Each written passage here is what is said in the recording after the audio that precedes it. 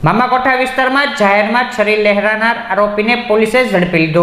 મામાકોઠા વિસ્તારની અંદર થોડા દિવસ પહેલા એક ઇસમ જાહેરમાં છરી લહેરાવી રોડ ઉપર દોડતો હોવાનો વિડીયો સોશિયલ મીડિયા ઉપર વાયરલ થયો હતો। જે વિડીયોના આધારે ગંગાજળિયા પોલીસે તપાસ કરતા છરી લહેરાનાર નયનભાઈ ઉર્ફે પારેવો હરેશભાઈ બારિયા હોવાનું જણાવતા પોલીસે આરોપીને ઝડપી લઈ ધોરણસરની કાર્યવાહી હાથ ધરી હતી।